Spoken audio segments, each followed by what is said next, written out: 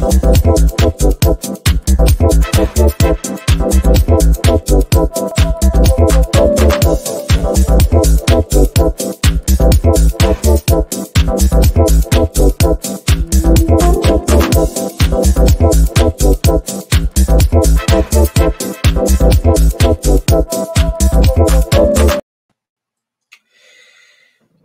good afternoon and welcome to another in our series of Talk Sports.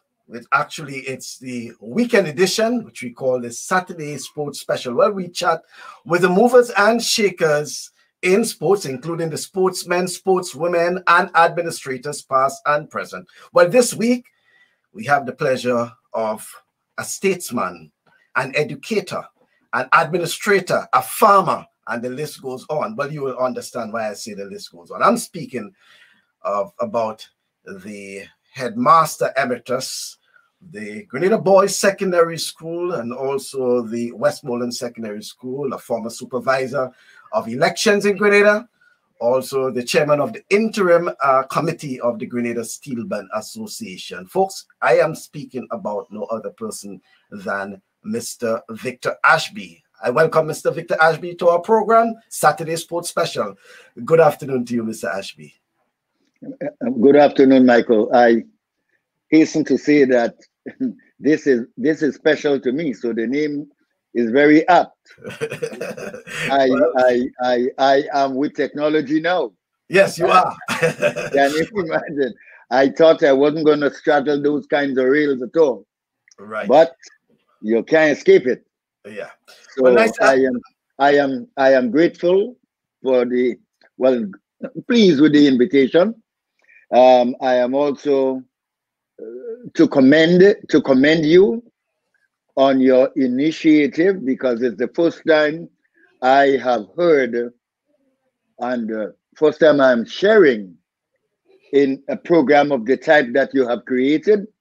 And so I wish you every success, not only for this evening's engagement, but for all the engagement all the engagement in the immediate present, and all the engagements to come. Okay, well, nice of you, Mr. Ashby, and I welcome you. And as we have done in previous programs, as a matter of fact, this is program number 67, I think, but we have 67. Yes, we have been counting. You're going well. Quite a few. You will hit the 100 mark not long from now. Sooner or later. Yeah. But it's a pleasure. Only on Thursday, rather, we link up live with Andre Fletcher from New Zealand. Very good. Yeah, yes, very nice, very nice. He's on his way to Australia, where he's will be playing in the Big Bash League. Oh, very well. Yes, that's very good, nice. very good. And then hopefully next Saturday we link up. We go to Trinidad to link up with Mr. Bobby Benjamin, the former. You know Mr. Bobby Benjamin, the former president of the Grenada Athletic Association, right? That's correct. So we are in good company. But I want to start off, Mr. Ashby, by asking you, as I have done with most of our guests, how have you been coping? I mean, I'm seeing your mask. I know you're very conscious. How have you been coping with the pandemic? Well, I would say well. Technically well. There is the common sense that's necessary with the human practice. There is no way we must try to be brave and bold, because we might be proven stupid. Suffice the science leads, the science speaks. The science asks for a set of do's, and it's only necessary that those do's be done. So, in fact, when I started chatting with you this afternoon, I thought I was going to see you masked as well, because the situation is so strong that the message must be equally strong. But I understand we are in separate bubbles, and as such, our audience understands. But suffice, even from the point of view of the culture and the music, I am to tell you that you take Steelband, the association, and I'm the president, not the interim. Please note, like tomorrow, God willing, we have a function with the public, Pan on the Sand. And in that function and for that function, it is at the Wildwoods Park. Everything is available to patrons and the panelists. And in that function, for that function, we will be no less than 100% COVID protocol applied. So relative to the pandemic, the COVID-19 pandemic, I would say that it is a matter of dealing with it with this sound common sense and obedience. Well, yes. Very well said. Very well said, Mr. Ashby. And we have quite a lot to discuss because I know, yes, you carried so you know, that many, as I indicated, apart from the PAN, you know, you also involved in, I think, in one of the commodity boards, where I think it's Nutmeg. Yeah, of course. Right, Nutmeg, and particularly as a principal, and by way of disclosure, I should let my the audience know that I entered the GBSS with Mr. Ashby as the principal, and I departed the four walls of the institution with Mr. Ashby as the principal. But Mr. Ashby, if you let's zoom in and you know, kick off with your tenure as principal, particularly of the GBSS, in excess of, you know, probably almost 30 years, I should say. Yeah, almost. Yes, almost 30 years. What would you define as the, you know, the major achievement of your tenure at the GBSS for that almost 3 decades? You'll be surprised. There is a set of umpteen things that I can make reference to. But the one that will be uppermost on the list is the fact that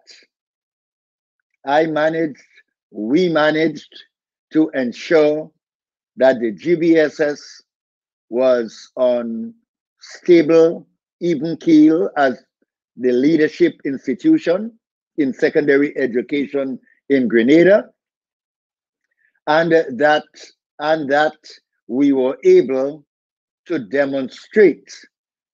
When I say we, I mean staff and students. We were able to demonstrate the actions that strengthen the claim for the leadership in secondary education in Grenada. Let me tell you this piece. I don't think I've said it anywhere before. I mean public. On at least 2 occasions, I was directed, may I say, instructed by the Minister of Education to report to a new office in education. In fact, 2 new offices. I was headmaster of GBSS, and the minister instructed me, let's say like the Friday, school closed on the Friday for the weekend, and the minister instructed me on Monday morning, report to a new office. First, it was the office of the Chief Education Officer. Second, it was the office of the Permanent Secretary in Education. On each occasion, I responded as per the minister's instruction.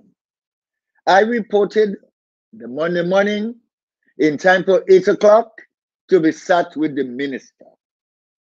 I was sat with the minister and she outlined why she had asked that I do that which I just described.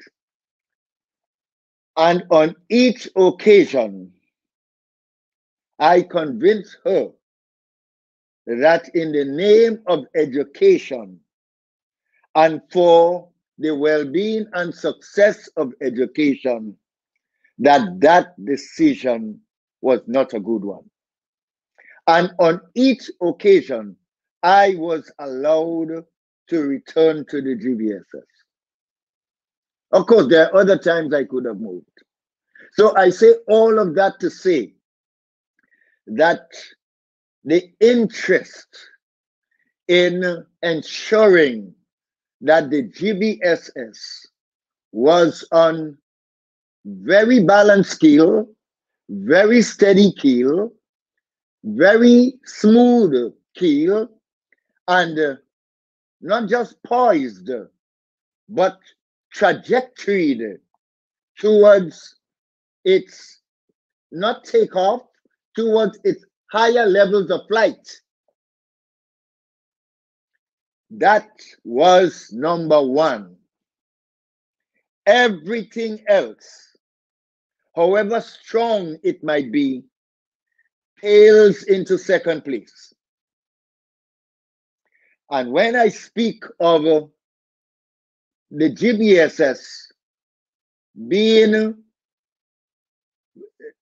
programmed to be on even balanced scale, I am here highlighting not me, not staff, but I am highlighting all of the students who were able to be sat at the masters and mistresses' feet from 2018 to 2007.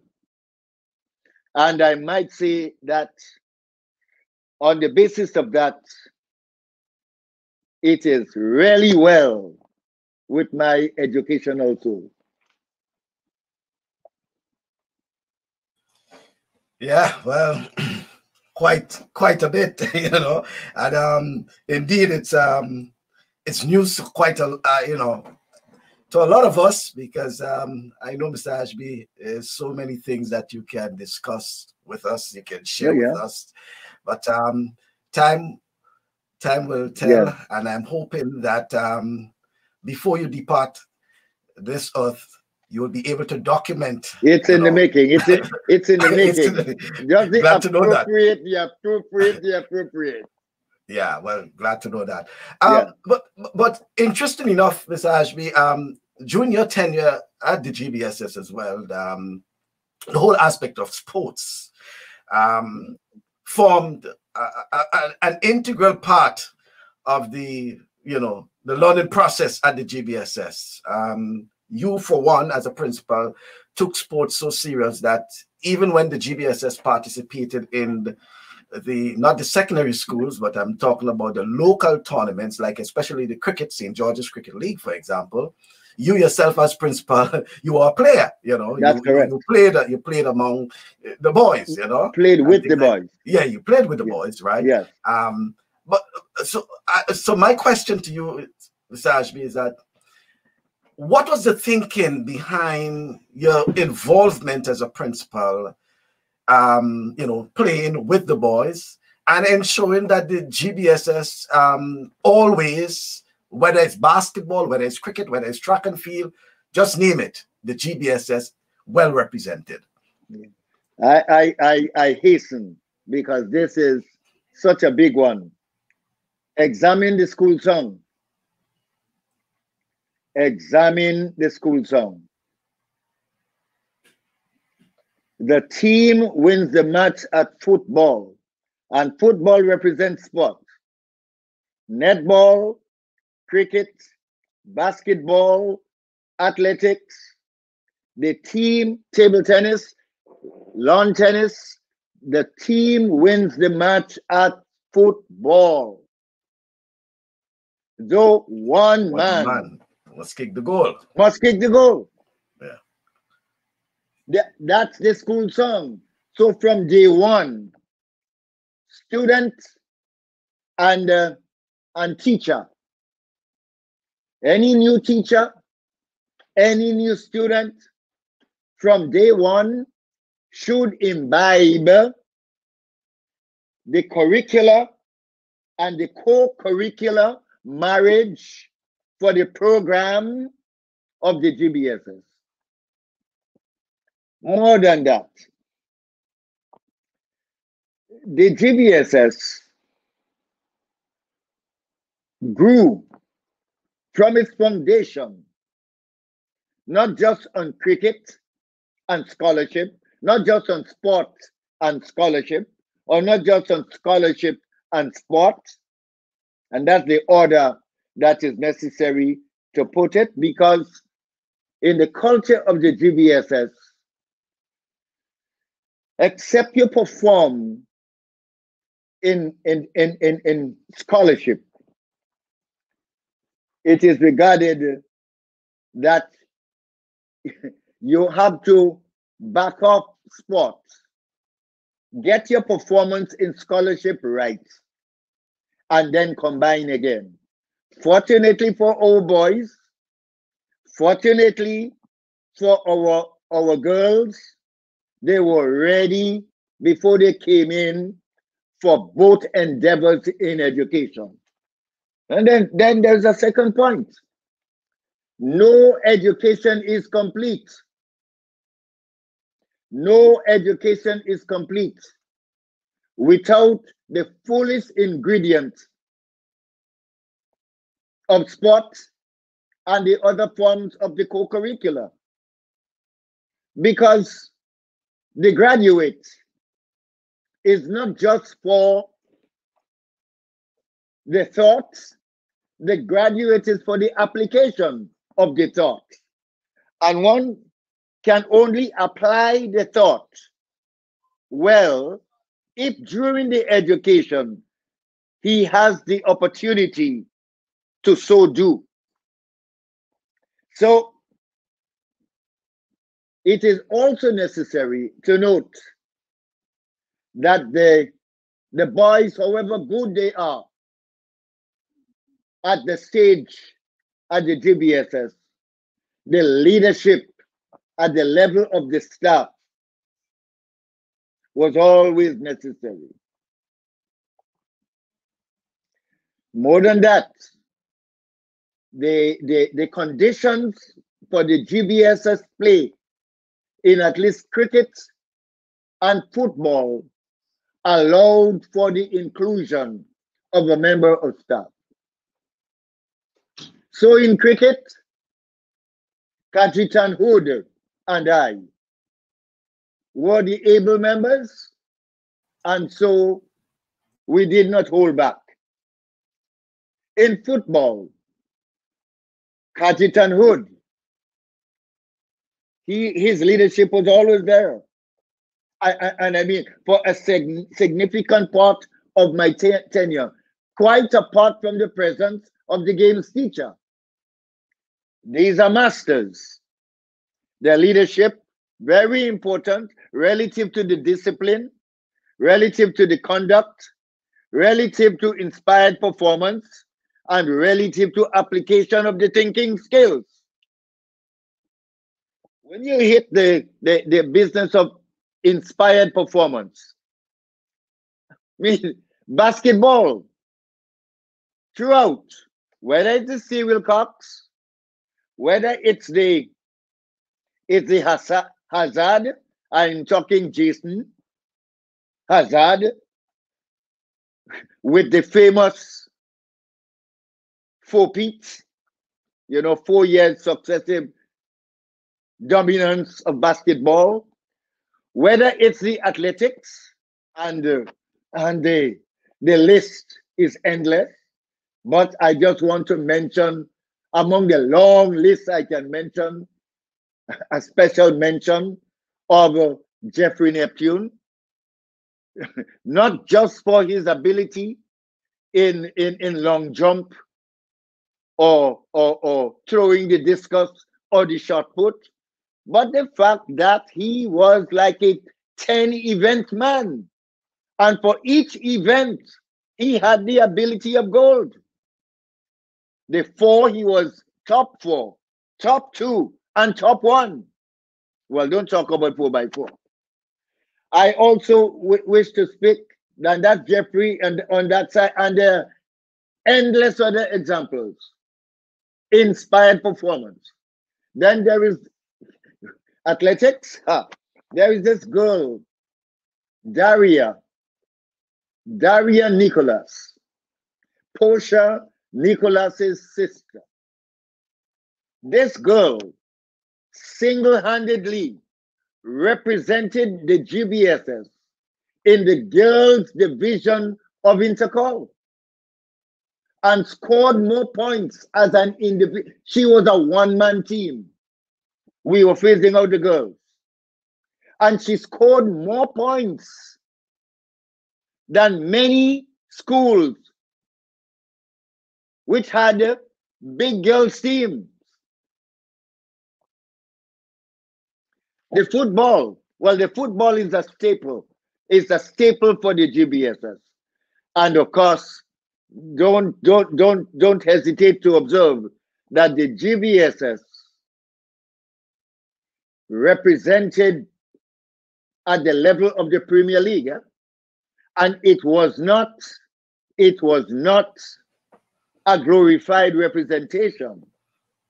We took the boys at the level of Form 3 with Anthony Modeste and young Murray, that's Junior Murray's brother, and guided that team all the way from the junior division all the way up to the winnership of the Premier League, champion Premier League team. That wasn't just skill. Skill is important, but it was that driving force to achieve and deliver at the level of the school song. The highest we shall attain. Endeavor enhances merit. Because if you slack, the Foley's tool will be your standard. The Foley's tool, endeavor enhances merit. The slacker is Foley's tool.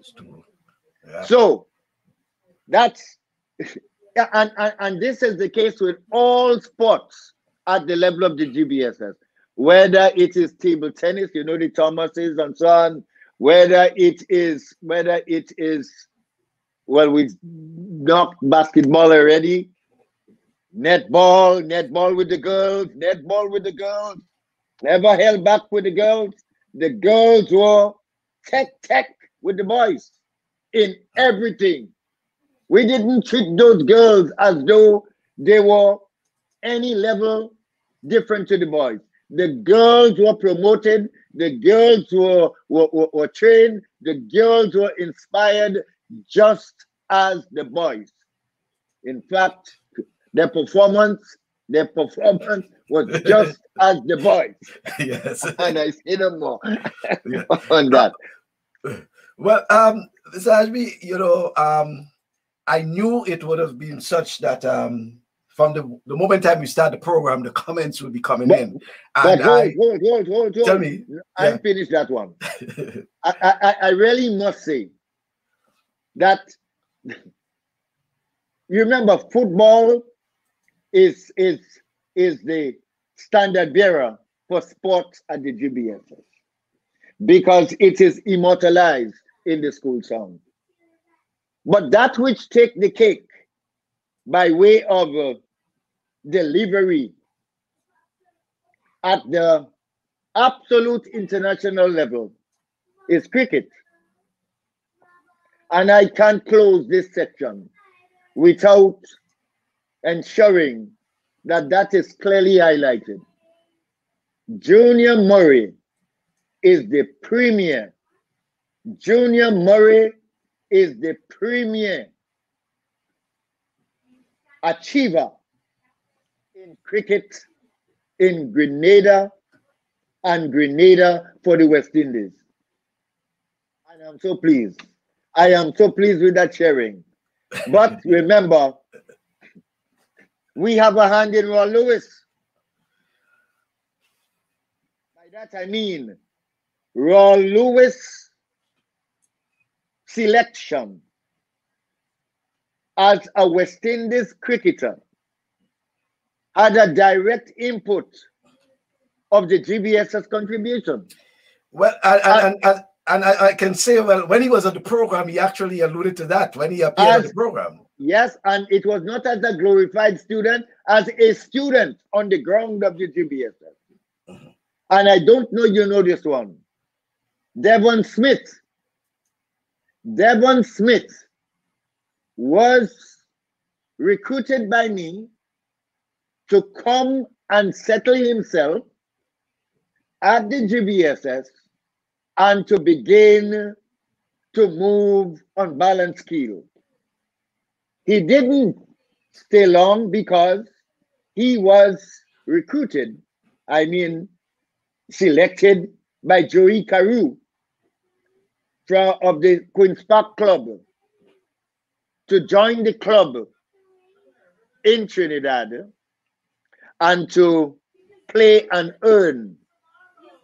And so just before he joined that Queen's Park Club, he was in the record as having come from his alma mater, the McDonald College, to the compound of the Grenada Boys Secondary School. It is from that kind of milieu he went to Trinidad, as you know. And it is from that kind of combination he then earned his place on the West Indies cricket team. And so I just highlight that, not because they stand alone, but because they are visible to all and sundry.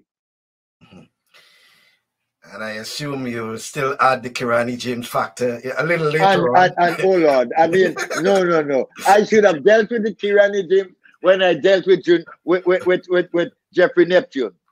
Because the Kirani James is more than West Indies, you know. He is more than West Indies. He is world. He is world. And his rise, I consider to be meteoric. Meteoric. He earned the gold medal in 2016 at the Olympic. Whereas the GBSS had programmed him to win the gold medal in 2020. That is like this year. What, 2016 or 2012? 2012, the first gold, that's the Olympic gold medal in London. No. I made an error with the 2016 one. 2012, we had programmed Kirani, his timing and all, to earn the gold medal in 2016. That's the Olympic. Yeah, that's real. Yeah. So, yes, so his development was rather rapid, and you must factor in that which he earned by way of preparation at the GBSS. And while the world gold is quite a feat, I always consider the Olympic to be at a level that is outstanding. The gold at the World Games, that championship, is an absolute feat, and no one can take anything from the quality there. But you see that Olympic, where the world plus converge and compete because of what that represents. I give that the beacon. I said, Mr. Ashby, that and I don't want to leave our folks out because I know the commendations, the comments, they're coming in, and I wanted to get some of them in because sometimes we lose touch with those. So let me go over to some of those. I will say anytime. Yes, Joel Phillip, and you will know that name is a name you would have called. Well, he is as outstanding as all the others. Yeah. I am grateful for the structure that we had at the GBSS with Mr. Ashby's leadership. I believe we were given the best opportunities to be well-rounded young men, and he ended by non palma sine labore. Then there's also Michael Richards. Listening to you, sir, brings upon me a feeling of pride and nostalgia. I'm honored to have sat at your feet as a GBSS boy. Long live the GBSS and long live Chief as well. Well, we batted. We batted. And Jacinta Grant, who is actually the president of the Old Boys, Old Girls Association here in New York. Very well. Yeah, and she is saying that proud old girl indeed. And Lincoln Toro Deputy, GBSS, the best secondary school in the whole wide world. That's the way. Yeah. And, so many of those coming in. Long live your legacy, son.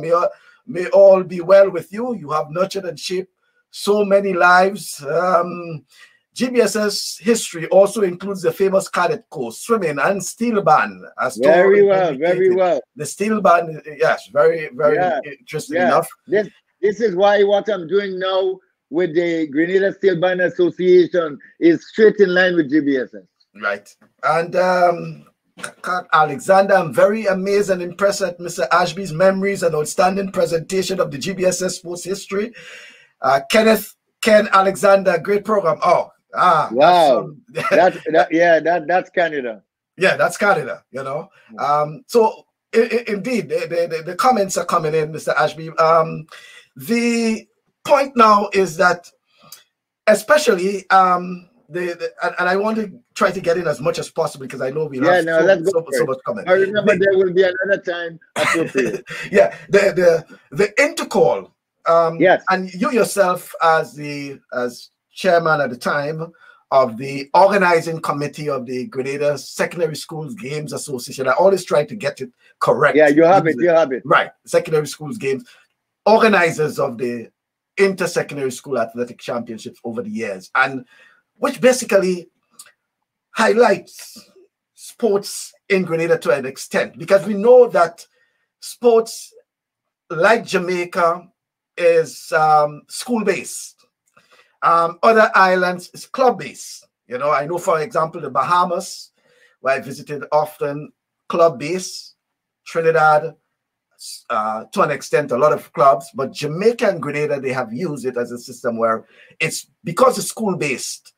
The Boys and Girls Champs in Jamaica, for example, and the Intercall Championships in Grenada, they considered Jamaica 1, Grenada 2 in the Caribbean in terms of that. You have been the head of that organizing committee for many years.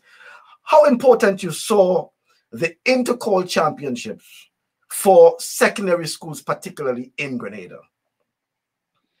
Very, very important. In fact, without the Intercall, the schools, the secondary schools in Grenada are without that guiding, and I'll be double barrel here, that guiding rudder. It's like the boat, tiller to lead, to steer. You see, the Intercall was more than athletics. It is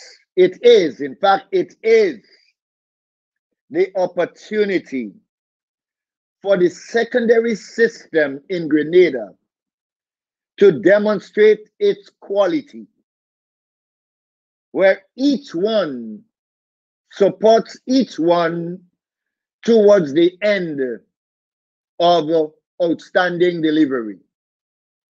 That Intercall is the product of all of the secondary schools in Grenada.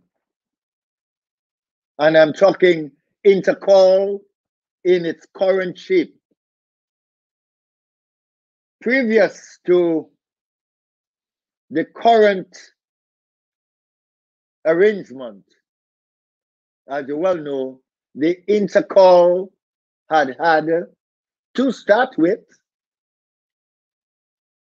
2 schools, 4 schools, the 2 schools, boys, GBSS and PBC. The 4 schools, GBSS, PBC, Anglican High, Convent. The 5, then a 5th school, with the inclusion of the St. Andrews Anglican Secondary. And so it built to the degree, not to the degree where it is now, with at least 22 schools, 22 secondary schools. And our Intercall is a delivery that demonstrates all of the best performances of what happens in and with schools. So when we go to Intercall, whether it's 2 days or 3 days or 4 days, we go with the public expectation that the secondary schools will demonstrate a standard that combines the scholarship or the academic and the sport. And that not only does the Intercall deliver the requisite exciting ingredients to inspire participants, meaning the athletes and the schools and the public, to go forth from the Intercall and improve and deliver in any and every category that he, she, or they is or are engaged in. The Intercall is that Philip in and for education at the secondary level, where secondary education comes directly with the public and inspires it.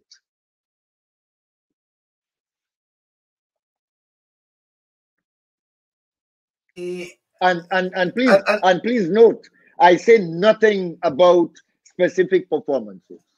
My reference here is purely with the philosophical, the functional, and the application of the place of Intercall in the psyche of Grenada, as well as its place at the level of the secondary school performances. The Intercall inspires the CHC performance. In fact, it had inspired the GCE A and O levels. Because please remember, in the early days of the Intercall, the GBSS 6th form and the PBC 6th formers were a major part of the team, including the Anglican high schools and including the convents. So when it comes to the Intercall inspiring, and as it must, because I mean the ingredient of the Intercall is so strong that it doesn't only inspire school, but it inspires homes It inspires nation. As you well know, it inspires the nation. When the Intercall is unsung, whole nation, the whole nation is inspired. The whole nation is inspired. It is better than a general election in Grenada. Yeah. It is far more powerful than Carnival.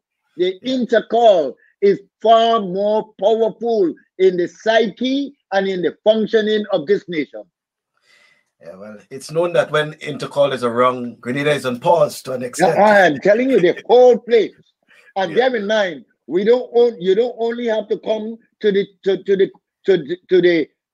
Kirani James Athletic Stadium. No, because we also ensure that all of the people in Grenada benefit from seeing it wherever they are. In the homes, and when I say in the homes now, I mean the geriatrics, in all the schools, primary included, in the individual homes, so that the parents, if they can't come to the stadium, can see their sons and daughters and can cheer and react on the streets. The Intercall is everywhere at Intercall time. It's like octopus.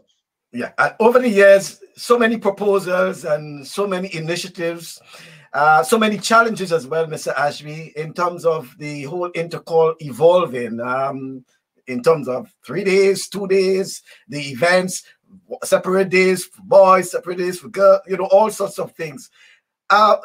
What it is you think that will stand out in terms of the Intercall as it is now compared to probably when you were around? The extension into the days for the field events.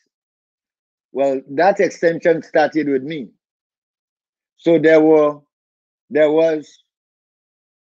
a third day. So Intercall was more than 2. I saw Intercall move from 1 day.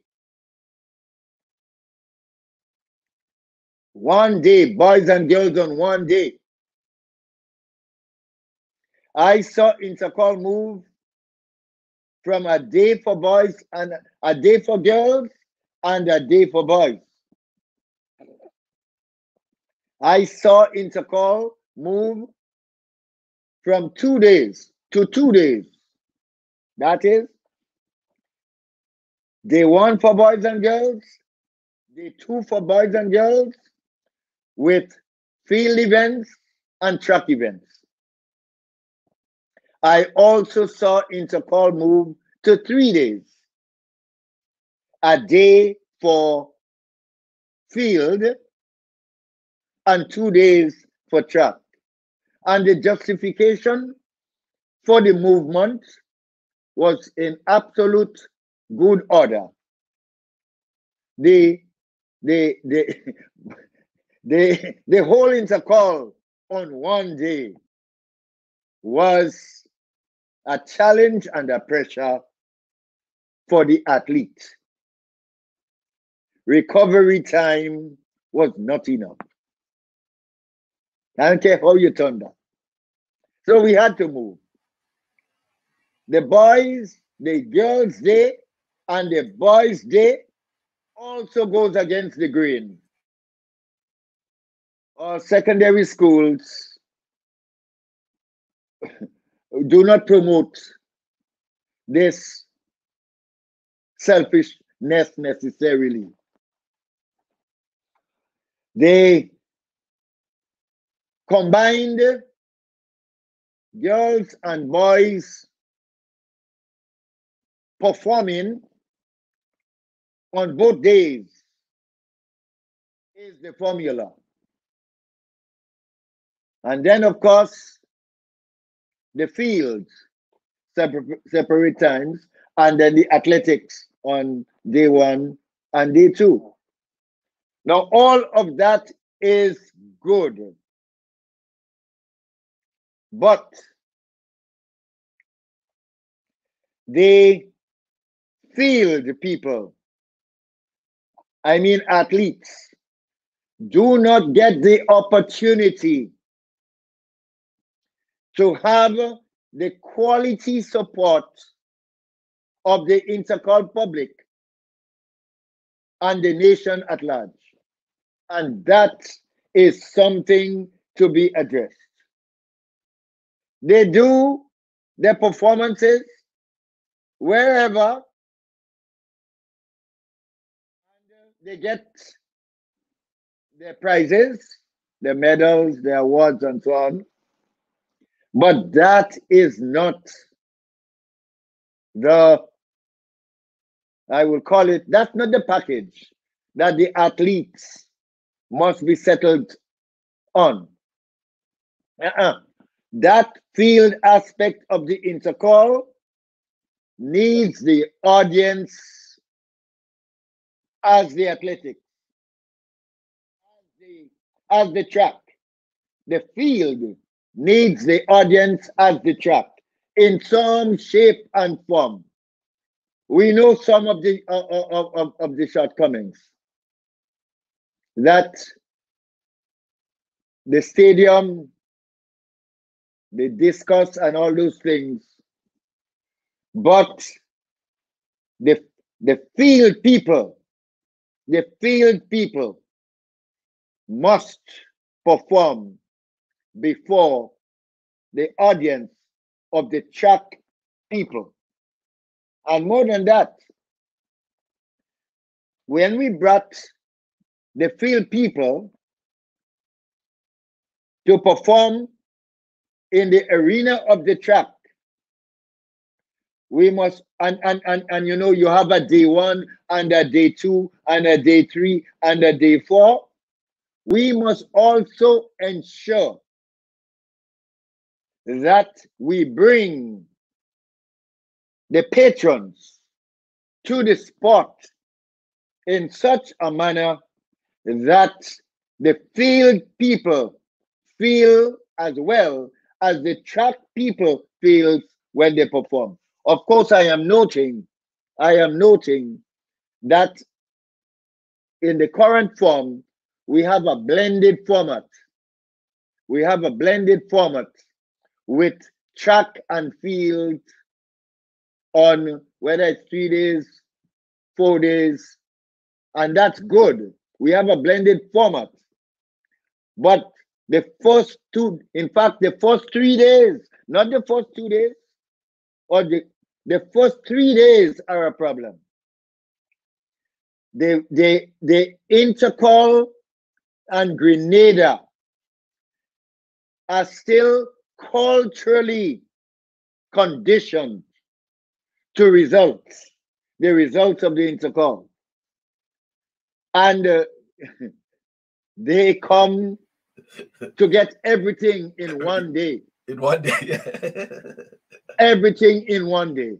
Whereas what the athletics and what Intercall needs is that whole embrace of the whole form of the sport to such a degree that it delivers not just the last day, but all of the days, whatever the package. Because in Jamaica, they have a whole week of it, eh? Yeah, yeah. Yeah. While we sticking on sports for a while, and you know, and you said you're free to you want to talk, you want to discuss. I just want to make sure that we leave no one out. Yeah, there's so many things that two questions that came up, not directly to sports, one to Steelman and one as your junior tenure, and the question has to do with Mr. Ashby junior tenure as the as supervisor of elections in the parliamentary elections office, and whether or not, since yourself and Ms. Julie Benoit have departed, whether you have some concern for the controversies within the parliamentary election office. I won't go there.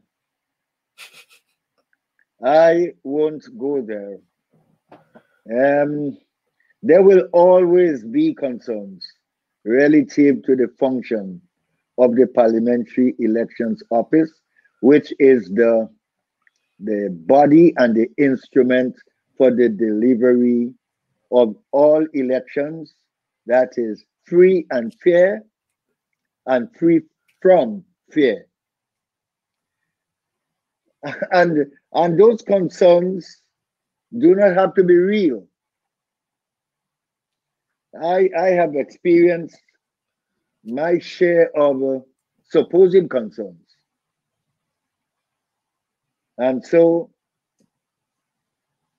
that's the nature of that office. Managing the concerns is more important to the supervisor and the office than public evidence of concern. I mean, I repeat, I had my fair share of, I'd say, supposed concerns, and they hail more from the politicians and political parties than coming from the John public electorate. And you have to manage that. I managed that. I managed it to the degree where I got the parties to refer their documentation and instrumentation to the office so as to be clear that which they did was in sync with the Representation of the People Act. There was a time when a dominant political party prepared all of the candidates' instruments to have them participate in an election. And when this instrument, by a lawyer,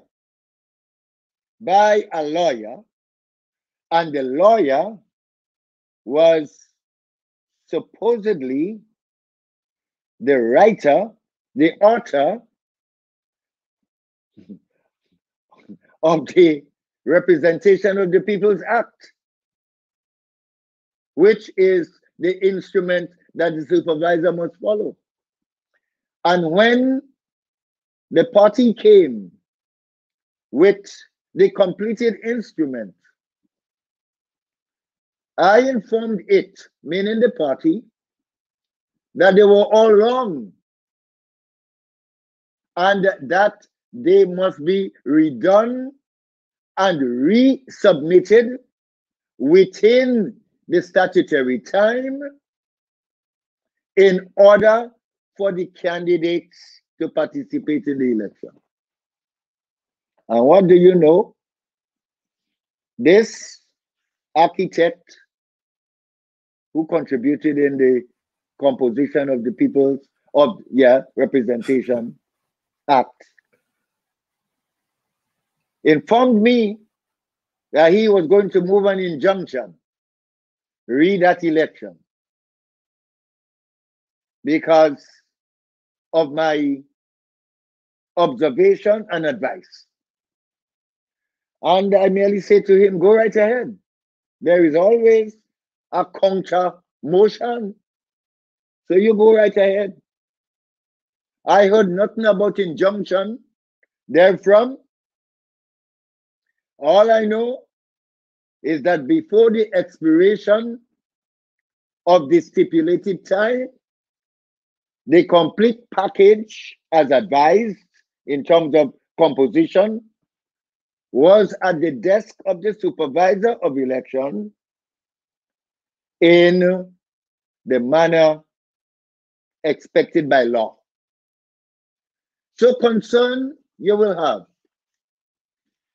How you manage them is the critical thing. Yeah. There will always be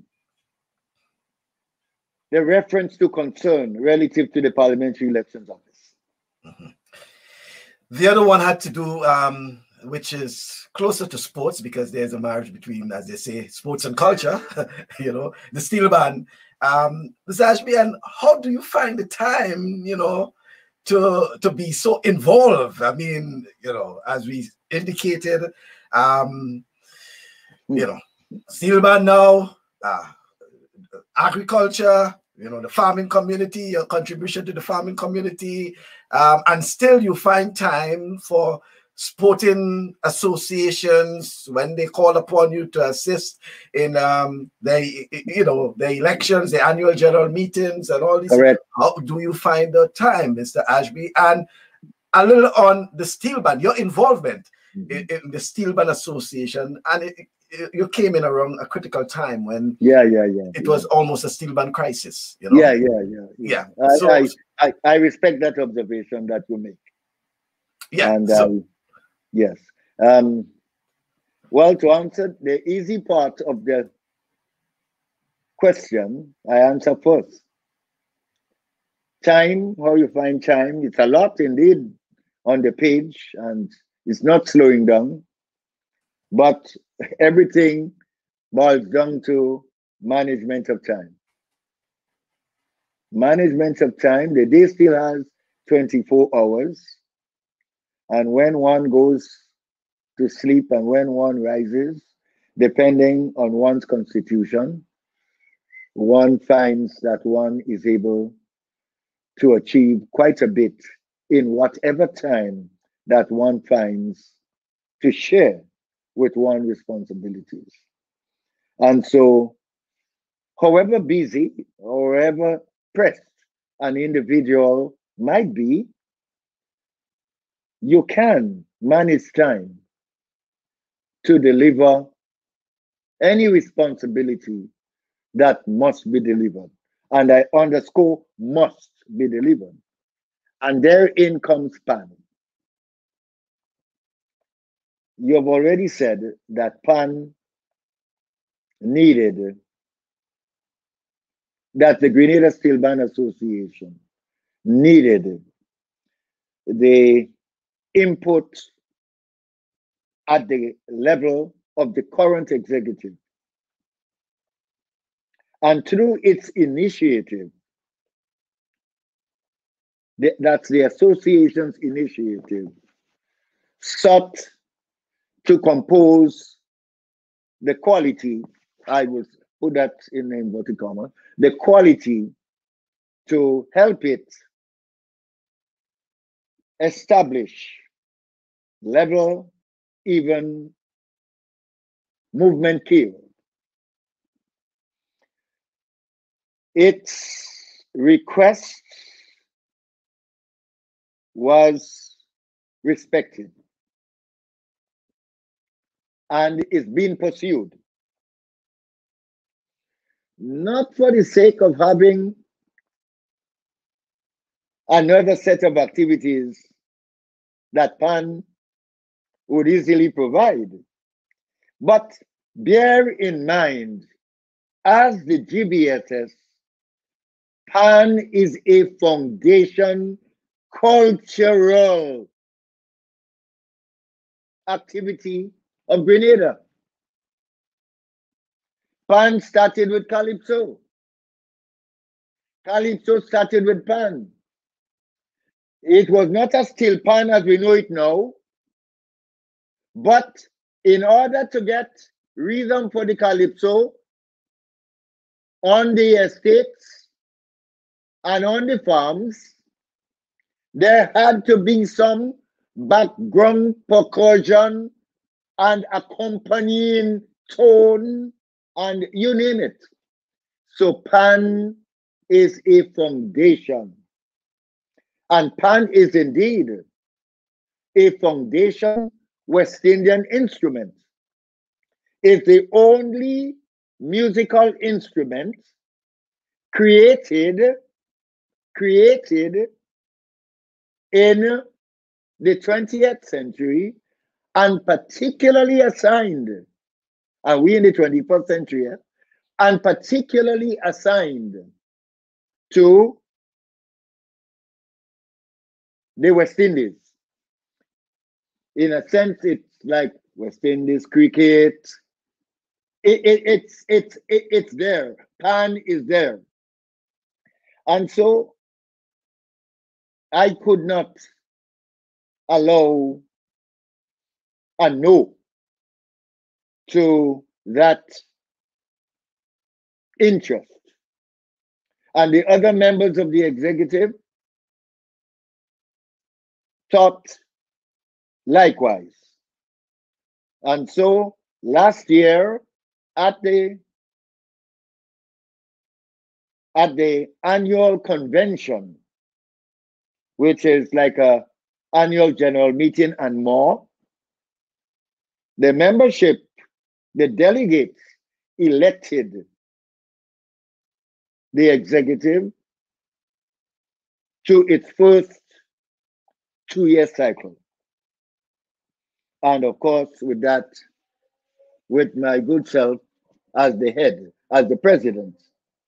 And you would note that since then, together with the membership of the Grenada Steel Band Association, and with the membership of culture, and with the membership of the government, and with all those directly and indirectly related to the development and promotion of pan and culture, we have been working, the Grenada Steel Band Association has been working in tandem to the degree that COVID-19 or no COVID-19, we know we did not have Panorama 2020, but we do not make the fans of pan be left without pan. So in March, we had pan to honor Peck. We mourn his sad passing, but that was a timely stroke. Then in the carnival season, we had some bits of pan, July into August. Not Panorama, but we had some bits of pan. Then came October. We had a pan explosion at the Comanchero's pan compound. And come tomorrow, right? Come tomorrow, yeah. Please God, there will be pan on the sand at the Wildwood Park. Big endeavor for pan. Big program. And then come closer to the Christmas, there will be functional, programmed pan serenading in all of the parishes of Grenada. No parish would be left without pan at the Christmas time, including Carriacou. And there is a fledgling band as we speak in Carriacou. And so, connection with pan is not a minus, and won't minus to my delivery of responsibility. Won't be a minus. It will actually be a plus, because it is in sync with education. 70% of the, at least 70% of the bands, at least 70% of all of our bands, and there are 10 functional operating bands, with another 5 taking shape as we speak since last year. In those bands, at least 70% are students of schools, boys and girls.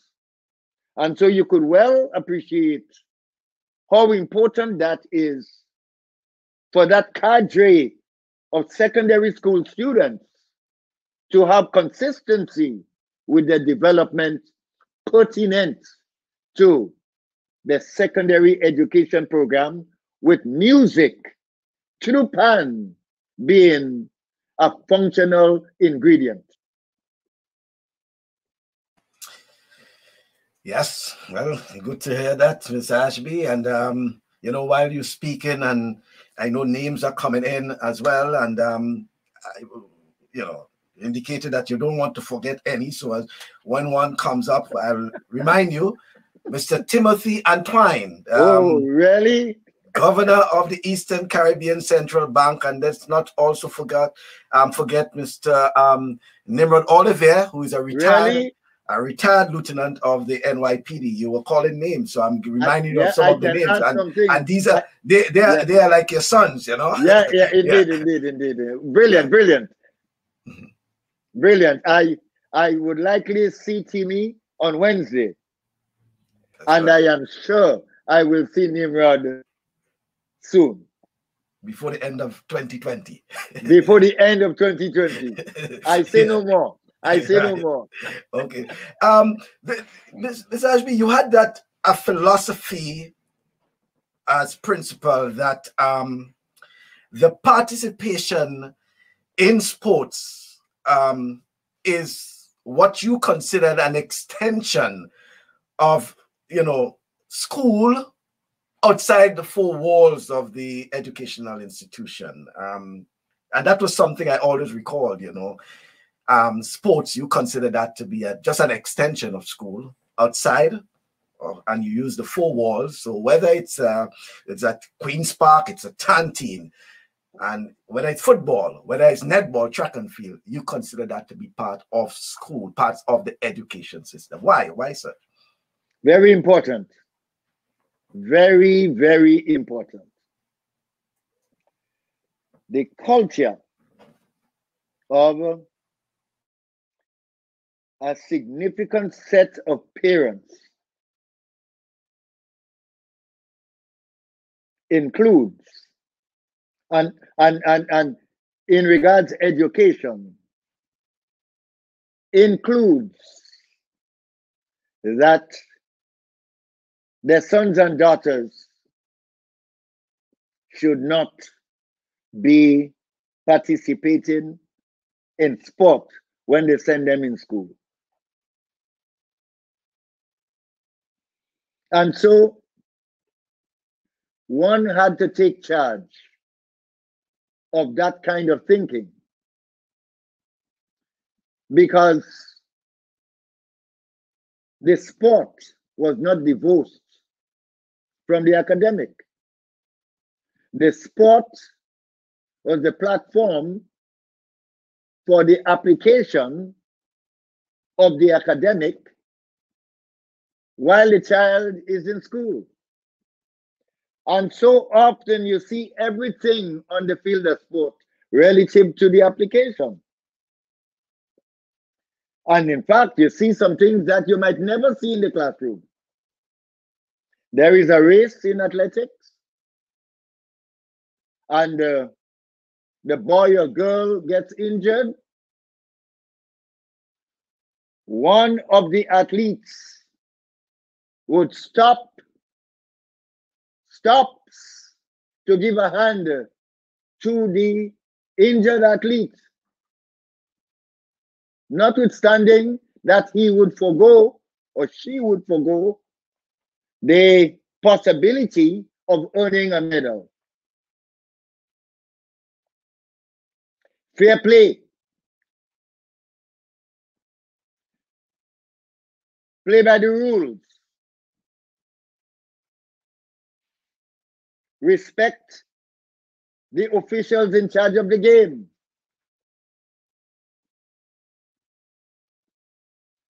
Work within the rules, but be smart. But at the same time, do not be mean. So, here is the cricketer, the bowler, runs up to bowl. This batsman takes a step or two, that's a non-striker, from the crease. You, the bowler, do not immediately knock out the bail so that the umpire must put him out. No, there's a way to do that. You would certainly bring it to the attention of the non-striking batsman.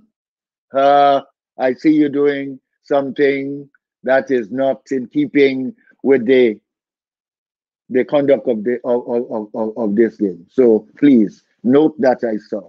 And even if he were to do it a second time, you might still ensure that you are in sync with good manners, with good conduct in the game. If he were to do it a third time, well, 3 strikes, and then you expose yourself to be out. But that's the kind of application of the ingredients of education that the classroom and academic does not allow the students to realize. And so the sport must be a part of the education. And the sport cannot take place completely on the compound of the school. We have a basketball court. You could play basketball there.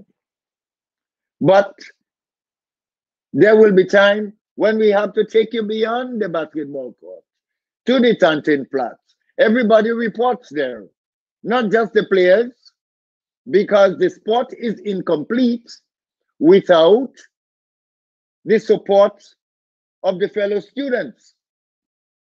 The fellow students help to make the student sportsman stronger.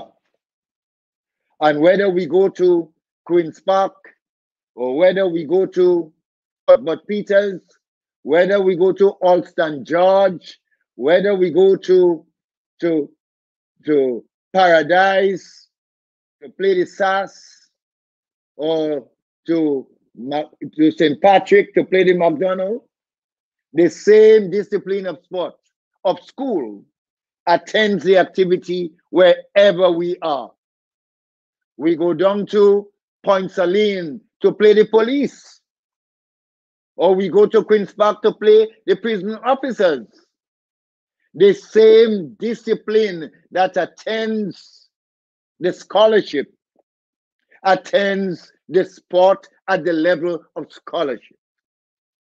And so the delivery was clearly defined. No sportsman of the GBSS saw sport as just sport.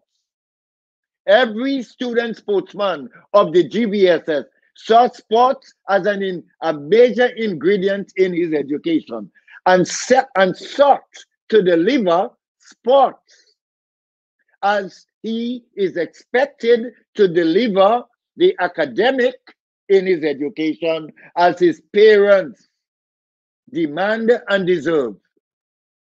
So you can't miss it. Sports is school, and often it is beyond the classroom and the compound. Table tennis is played in the auditorium. Some boys play table tennis in the classroom. But the ingredient of the sport, all that goes with making that sportsman, this sportsman that matter. And when I say sportsman here, I'm being generic. I am also focused on the sportswomen. So when I say sportsman, I mean sportswomen, because the GBSS is proud of its sportswomen. And I'm not talking adopted. I am talking real generic from Form 1 to Form 5.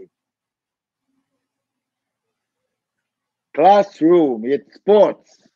Is like a classroom beyond the compound or the classroom of the school. It's the same education that is being delivered. And that was respected by the parents and the guardians. And they all came around to understand the necessity of ensuring that they do not sing from a page for secondary education other than that which the GBSS was singing. Because at the GBSS, this is the page. Yep.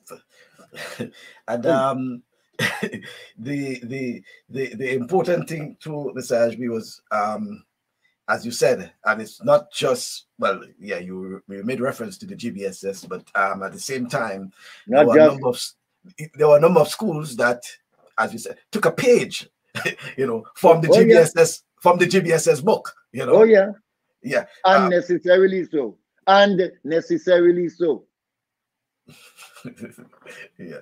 And but how was it, Sir Ashby, in terms of you had a sort of what would I call with the principals, a good rapport, I would say, with the principals around the island. GBSS was almost like the clearinghouse, and principals, they come there, especially around the intercall and things like that. So, but how was the sort of relationship? How was the relationship as a principal at the GBSS and considered great rival to a lot of schools?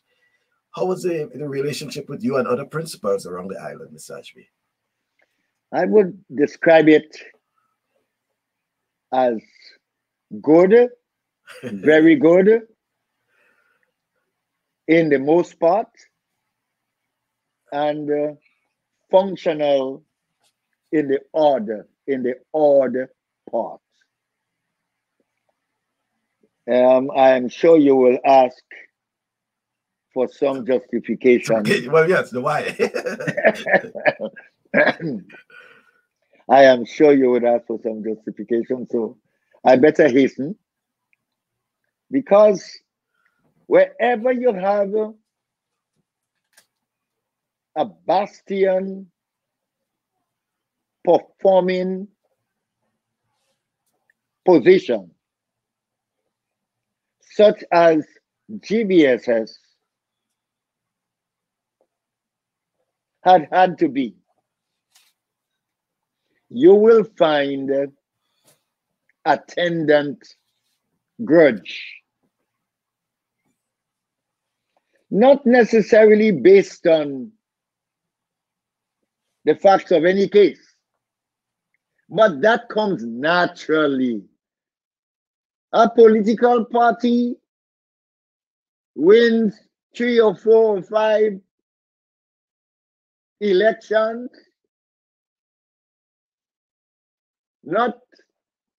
you will also find that kind of reaction. Not necessarily that it merits any claim, but that reaction will be a part of the scenario. So you would have that very good category where the principals had no such consideration. They had no such consideration because it was all in order. That is the territory. Now listen to me. Listen, Michael. The GBSS is a special school. The GBSS was created, establishes the word, in 1885 for the education of all of the boys who were in Grenada from that time. And the boys in Grenada who were in Grenada at that time, going forward, were not necessarily Grenadians. And in fact, the GBSS as an institution educated boys from the OECS, Venezuelans, Trinidadians, you name it. So GBSS, a special established school with very special interest by the powers that be in Grenada, therefrom, relative to its delivery capacity. Remember, Michael, the GBSS was a department of government. Of course, it's the only school so positioned. The GBSS was a department of government, which means at one time that it didn't have to scratch to find money to pay for any need. There was a fee, but that fee would have been insufficient to meet the cost of delivery of education at the GBSS. So it was a department of government. And it remained a kind of department of government up to 1979.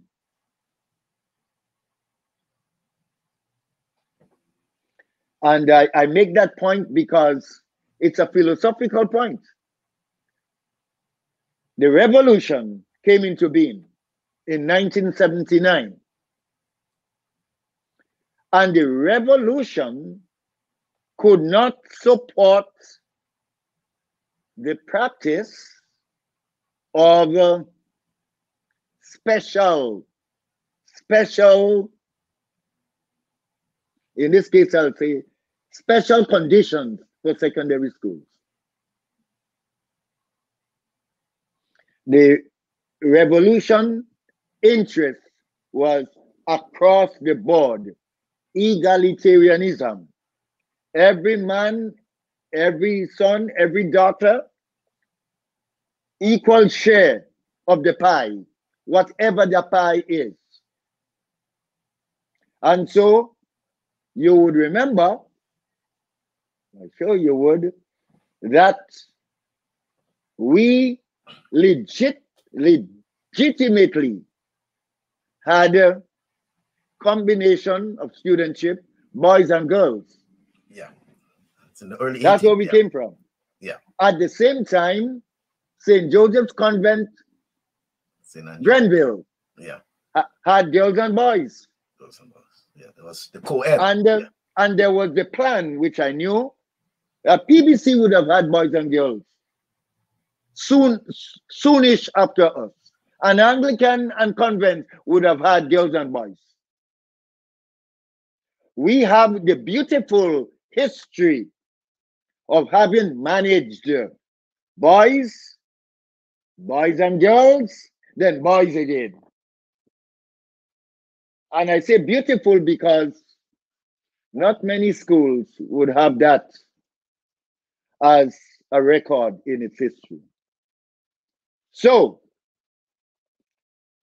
the GBSS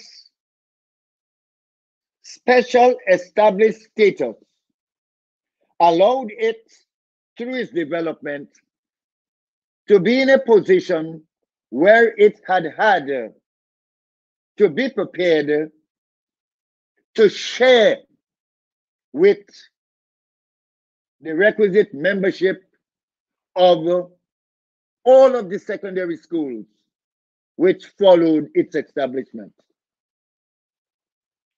These secondary schools, depending on the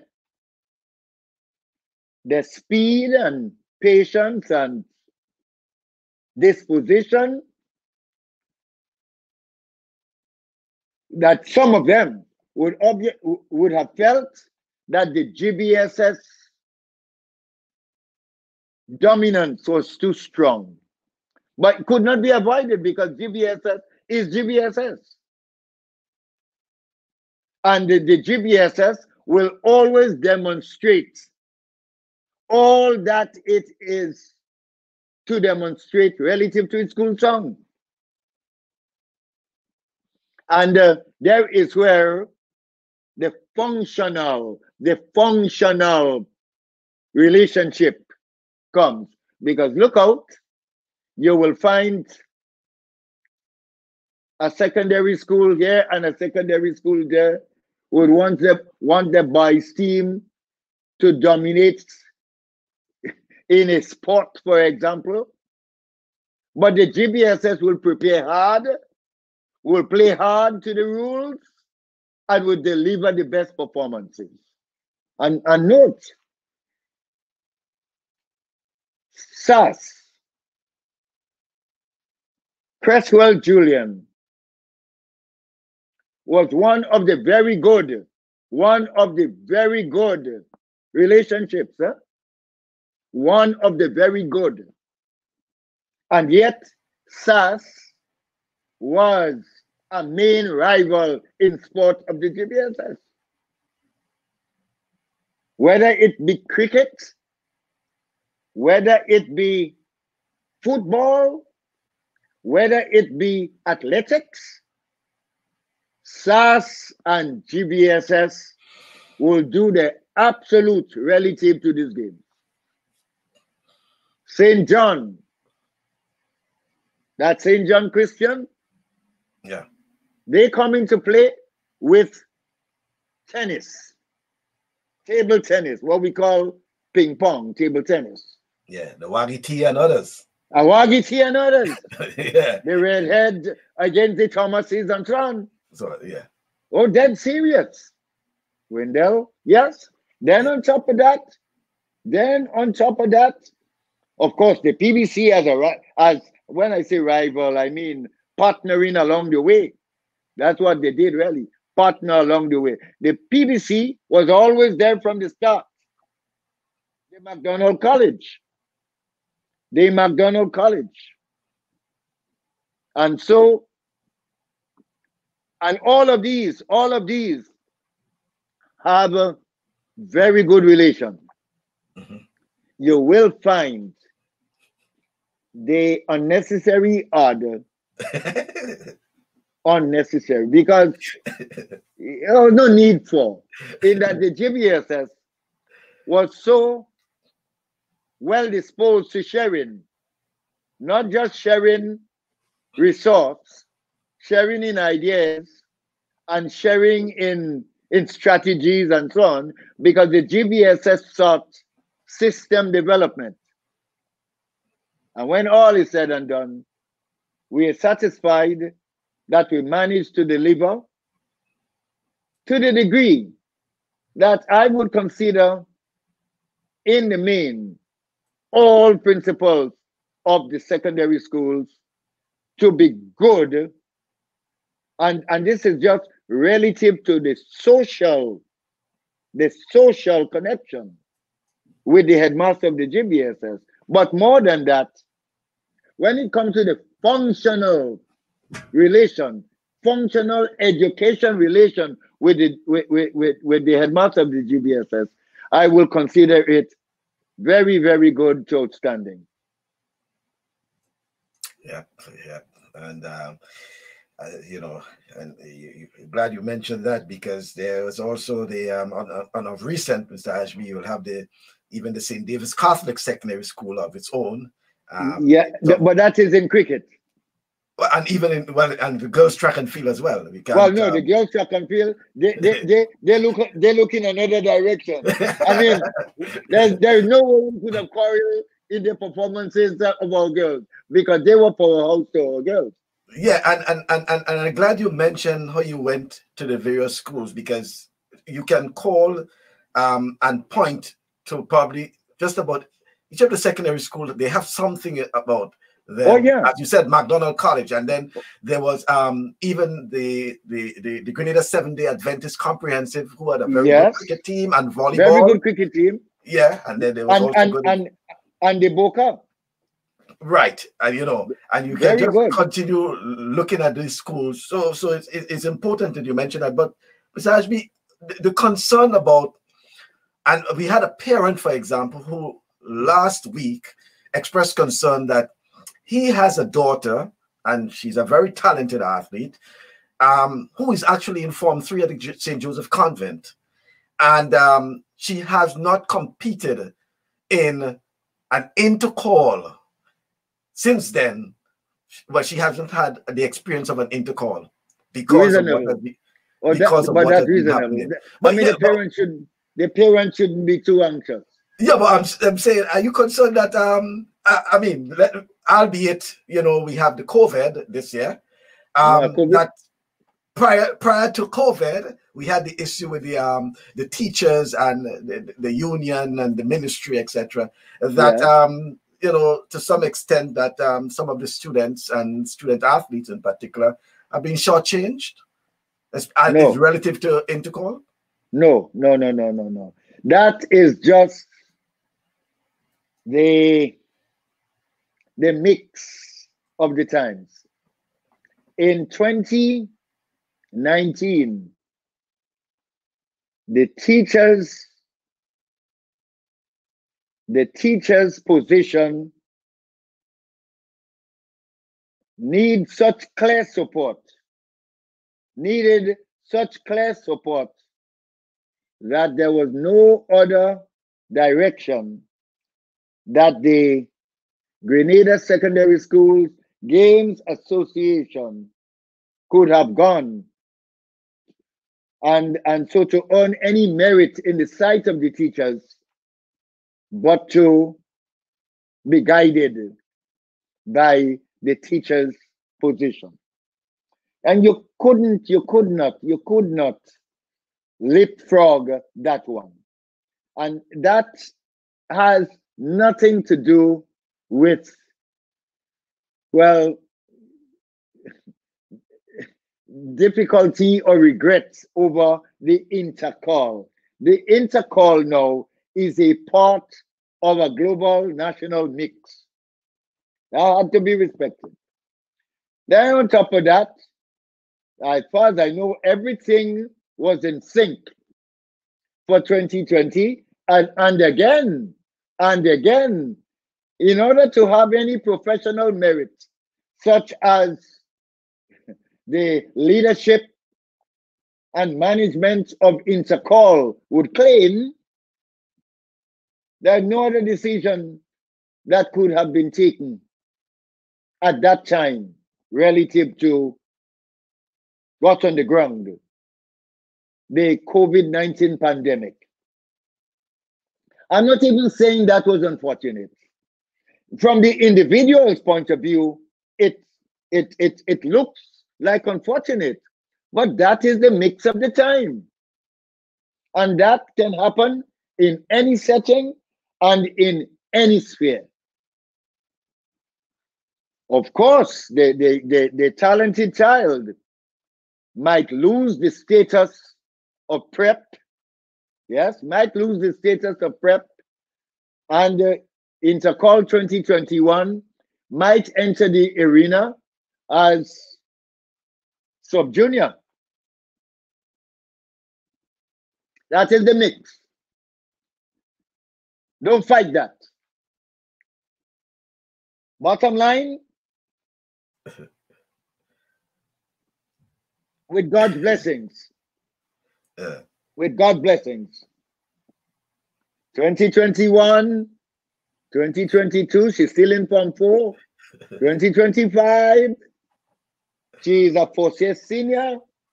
Once she has the talent, she could compete with second and third-year seniors. She's good to go. Don't force and push to the degree where you might lose your footing. It is always better to move forward with consolidated steps than to leapfrog going forward. You will fall down. All right. Oops, I had some, let me see. Oh, yeah, David was saying Wendell Thomas was a top table tennis player at the GBSS. You mentioned the Wendell Thomas. And then Toro is saying GBSS always produced great table tennis players. And he's saying those like Dennis Thomas, Brian, BJ John, Biggs Wilson, Garth George. Yeah. So quite a few of them. Yeah. I like that list. Yeah. There's and you mentioned the GBSS, but recently, other schools have been, what we'll say, outperforming the GBSS. What do you mean by that? Well, that's what I'm saying. In some areas, and to some extent, we have former students who actually the tradition of having your sons attend the GBSS. Well, and you mentioned during the revolution, and I wanted to add to that, we had the codes, for example, Abiola and Shola code. And then we also have Nisona Whiteman, the daughter of the late Unison Whiteman, who attended the GBSS. So, just to add the point of managing the girls at the time. But the former students, there's this tradition that as a past student, your son will follow and attend the GBS. But we have seen where others have decided to take their sons, and no disrespect to the presentation college. No. College, but they have been doing that. So I'm speaking about outperforming, and in the sense of, and a generalized term, I'm using. Is there a concern, Mr. Ashby, that that tradition is being lost? No. Things go in cycles most of the time. We see now where outstanding GBSS students of the past agreed with their sons to attend other secondary schools than a straight line to the GBSS. And you have to, in the main, you have to treat that for what the experience is. It is likeliest that that kind of choice relates purely to one factor, and that is comparison of the CXC results. And I would say that is in the main. Now, when we take education, when we take secondary education, there is no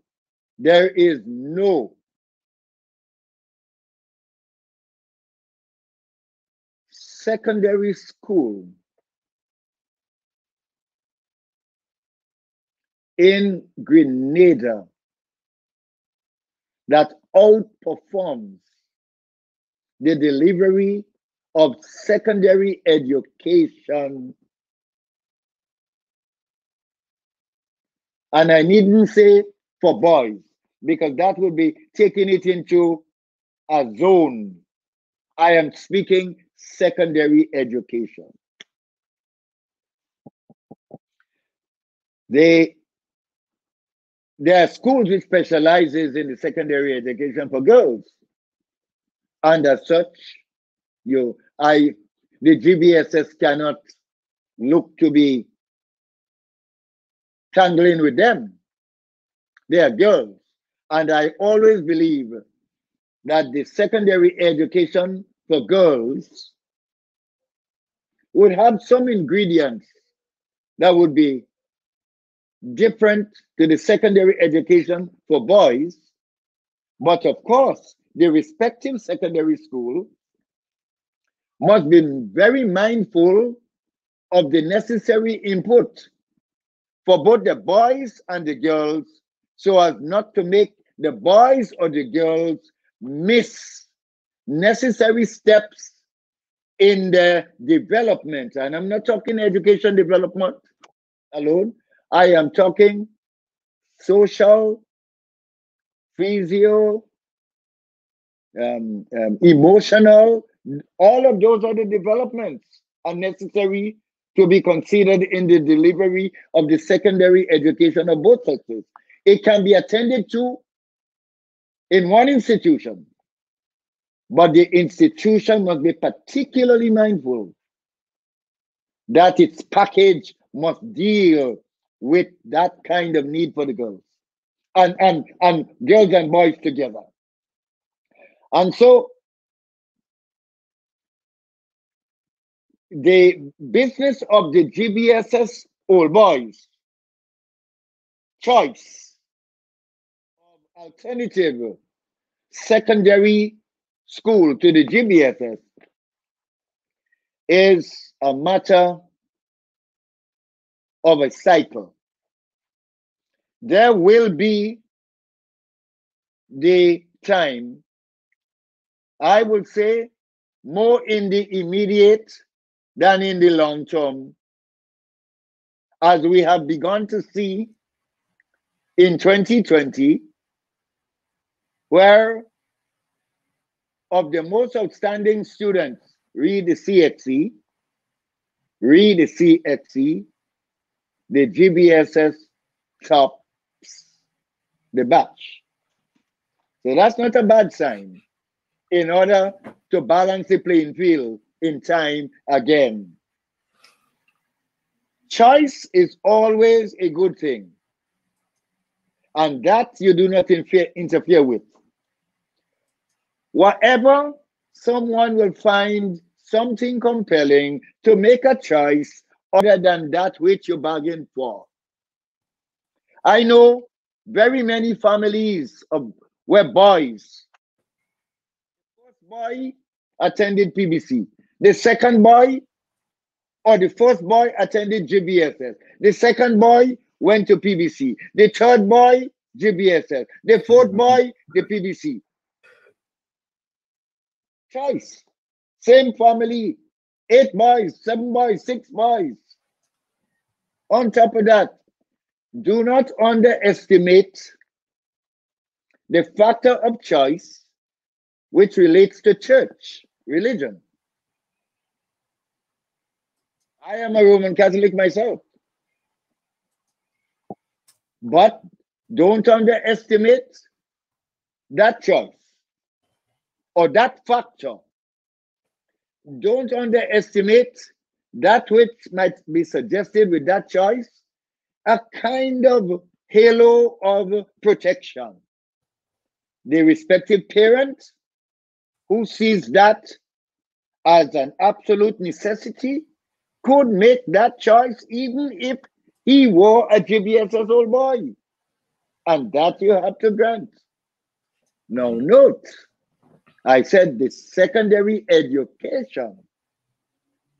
The secondary education is a far bigger package and a bigger consideration than that which I have mentioned as factors for that choice. I want to summarize that part by saying there is cycle. You will find that it will flow appropriately in good time, and I mean short time. And so that shouldn't remain, that might not remain.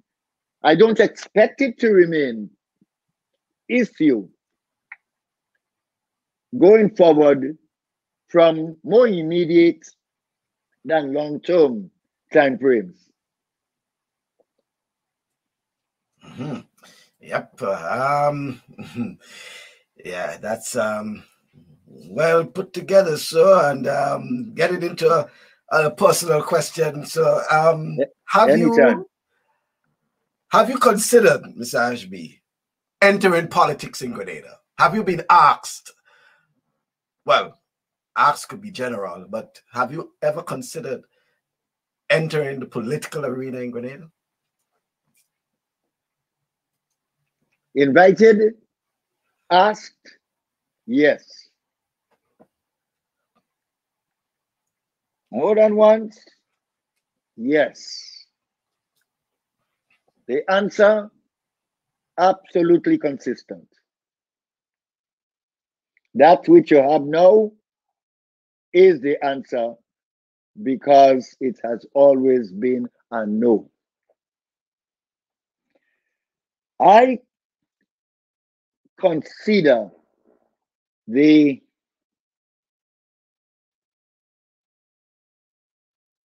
accreditation of my tenure at the various levels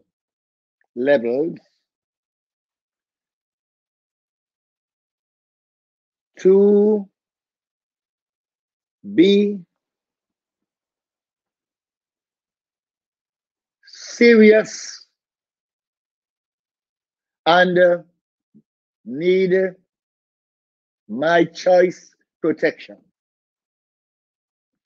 There is no way my role in politics would allow me to speak as openly and as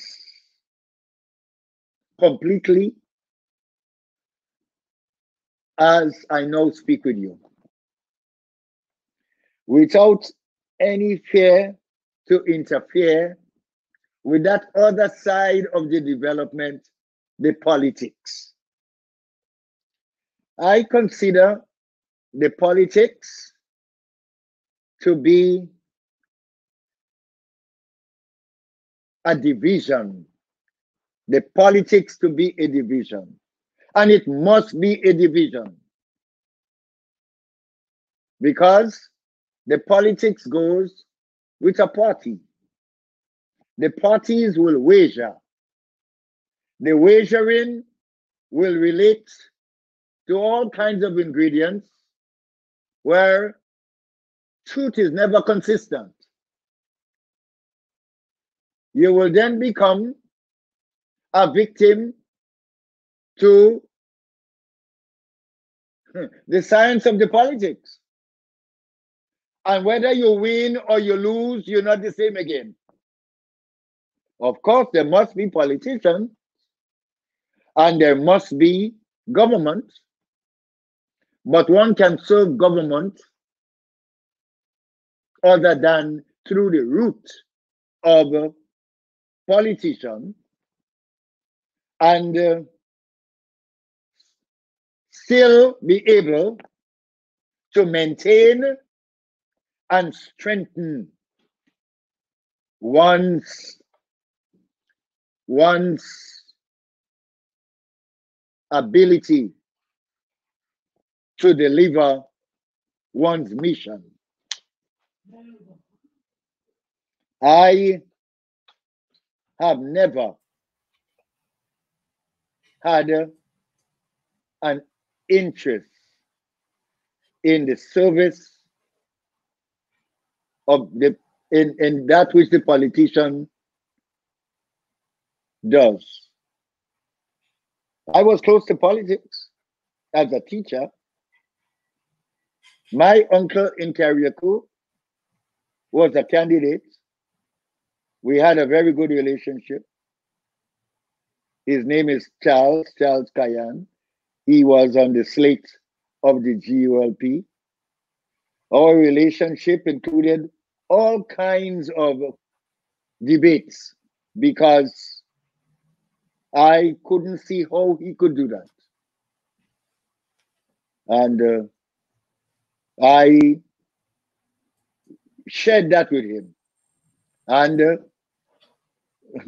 he could have left that as something that I must continue with. The dedication that education requires, that education must be very clear there is no compromise to the quality of its delivery. No one could claim a political tangent to that which was done.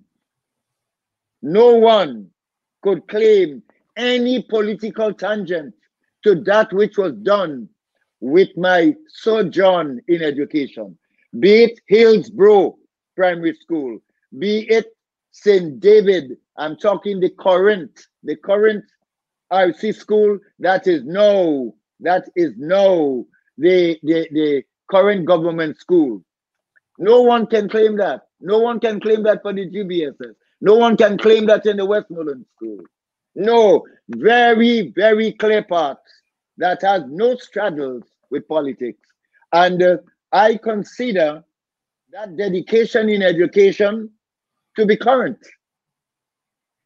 And in order for my continuance with the empowerment of all the students I have served,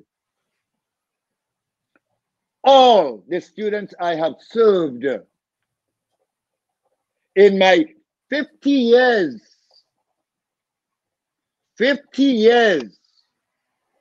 of service to the education development of Grenada,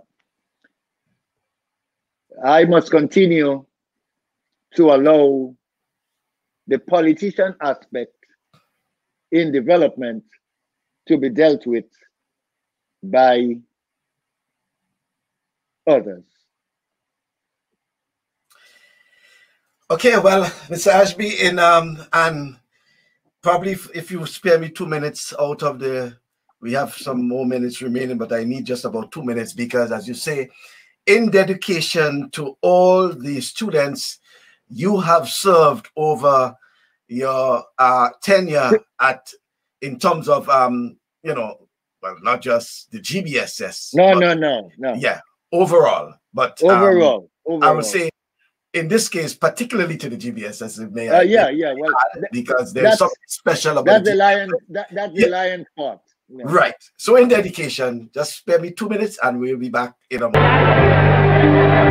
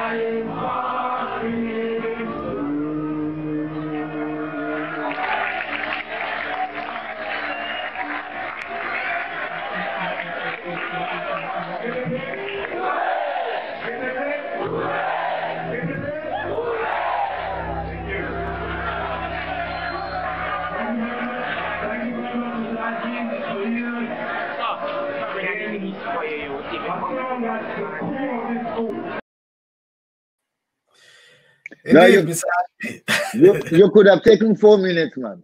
I wanted just about 2 because I know it was well, almost 11 years ago. I think it was 2009, and it was your time when you were. They were saying farewell to you. Thanks and farewell. Yes, farewell, and I mean, not only to me. Not only to me. Because I couldn't do that which I did without Mrs. Ashby. Not only Mrs. Ashby, without the family. Yeah. Because I mean, I had a complete family during my tenure at the GBSS. Yeah, she was there, and it was touching. Yeah. Oh, she is bastion stalwart. Bastion stalwart. I mean, that is what you call united in vision and mission, purpose, and goal. Yeah. And that's a real example of marriage forward march. Yeah. And you know, when I saw that, and when I thought about it too, I recall Sir Walter St. John, you know, and it's a similar thing with Yvonne. With Yvonne, with Yvonne, you know. Oh yeah. And Mrs. Ashby is always there at your side. She's always willing to assist, and you know, she was like the second mother of the GBSS. The GBSS. And she was not just willing to assist, she was always ready and act assistance. Yeah. So let's say hello to some of. I noticed that the girls were very, you know, and it seems, Mr. Ashby, because I know when you came up to New York to be part of the GBSS Old Boys, the Alumni Association, how the girls came out. The girls seem to be very the girls are special. And it's so nostalgic. That's the only era where the GBSS can really claim its unity with Grenada's total development. Very special. Yep, and indeed, and it seems as if whenever that song, the school song, is played and the school song is used, not only by the GBSS, because I heard, you know, even Mr. Patrick Simmons, the former sports minister, in fact, it was during a budget presentation when he was a minister, used portions of the GBSS school song. He quoted the GBSS. He heard it enough at Intercall. As a SAS boy, you know, former principal of the SAS of SAS. Of course. So there is something about the GBSS school song that, you know, really threw a lot of nostalgic. And Mr. Robert Phillip himself is saying 1 year Mrs. Ashby prepared all the meals for the Intercall team, particularly those. And I'm sure he wants to add, we used to have a camp. Right, the camp for Intercall, right? For Intercall. And she prepared all the meals for the entire time of the camp as well. Yeah. So I think he refers to her as the Empress. And I will say that is in a good direction. Yeah.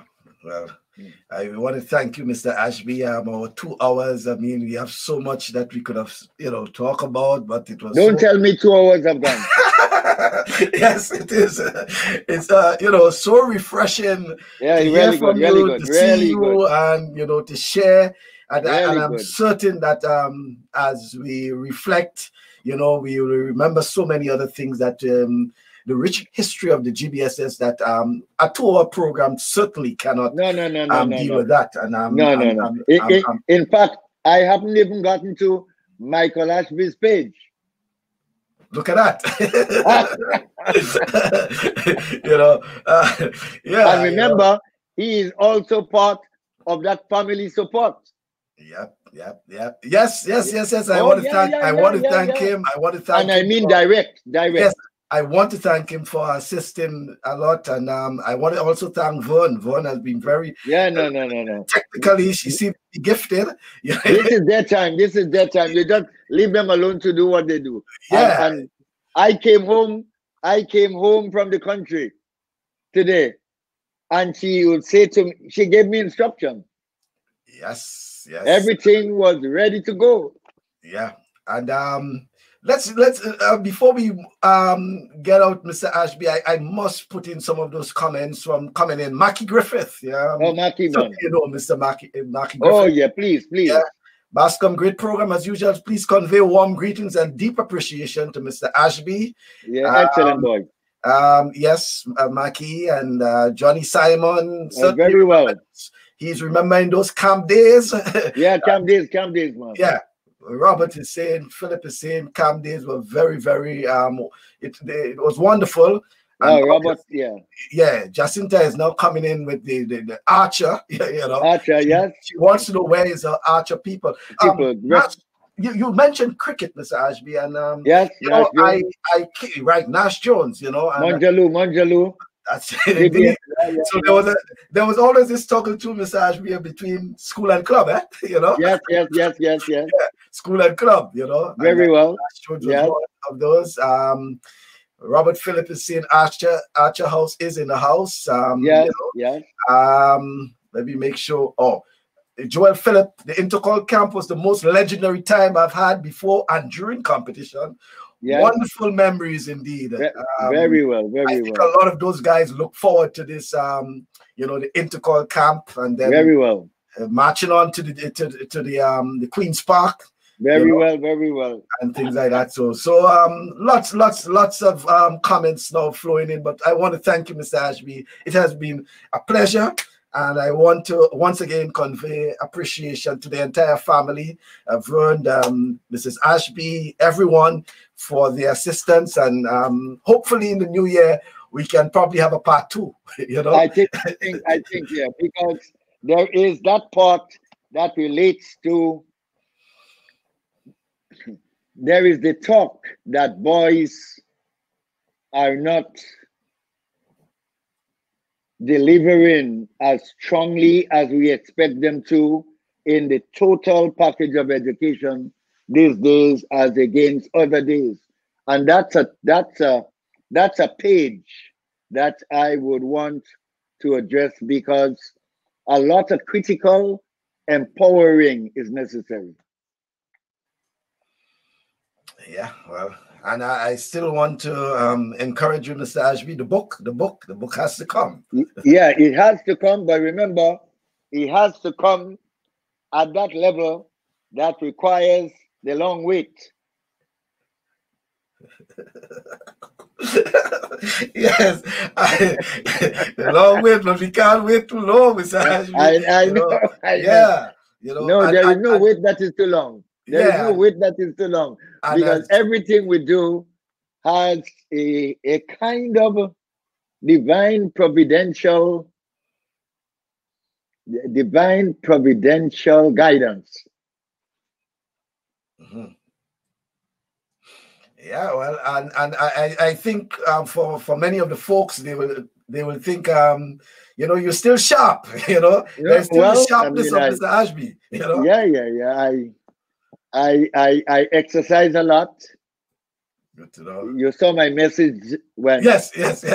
You saw my message. I saw your message. I got a message. I don't only go there to sample the air at the mountain. I'm on the ground in the mountain. Yeah, and so I'm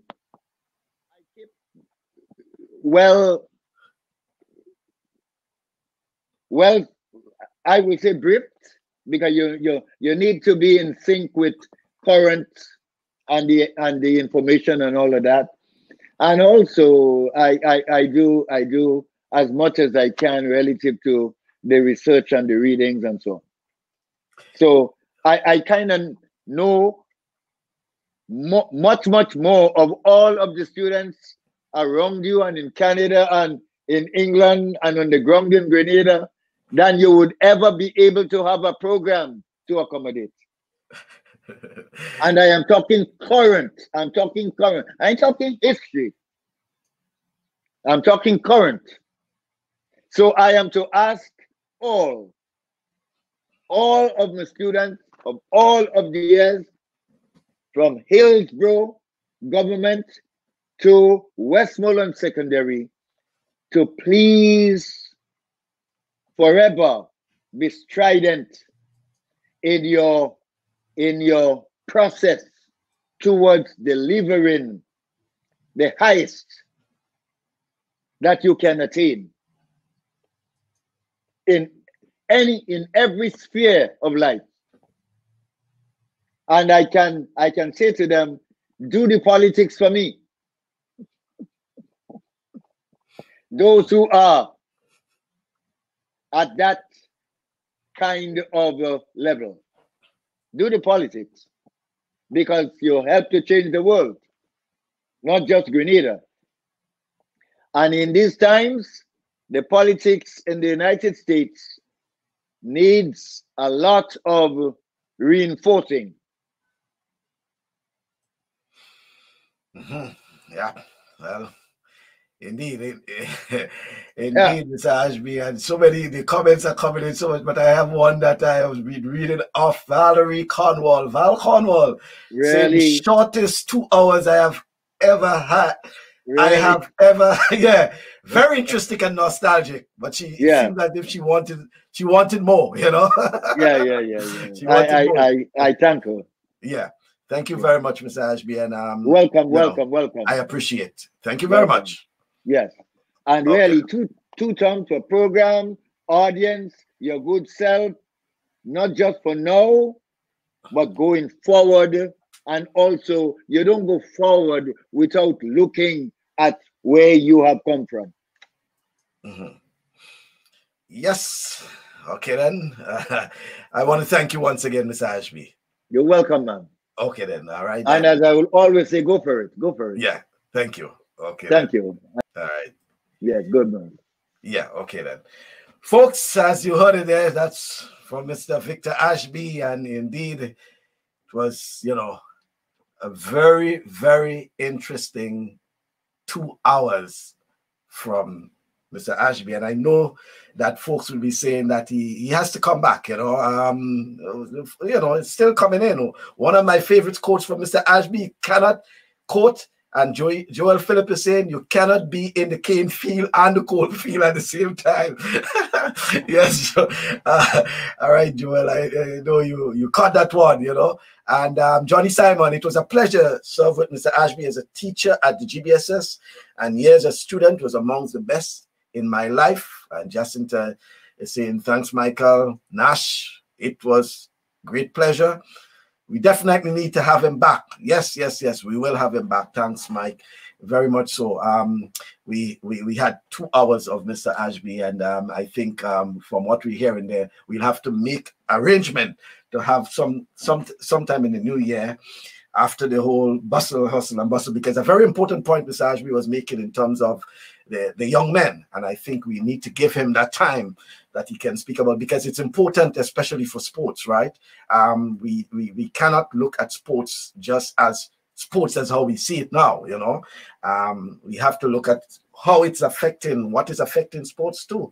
And I know we didn't even get to speak about cricket, West Indies, cricket in particular, cricket locally. You know, Mr. Ashby had a lot to play in the lives of local cricketers. He mentioned on the surface the Junior Murray, the Devon Smith, the Raw Lewis and others, but there's so many others who came through the ranks, and even not through the GBSS, through his tenure at the Grenada Cricket Association, because he was a live wire of the Grenada Cricket Association, and during his time, you know, along with Sir Walter St. John, Cecil Greenwich and others, they played tremendous part in the development of cricketers, some of them who are seen today who are excelling, and those who are even administrators. Mr. Ashby was around.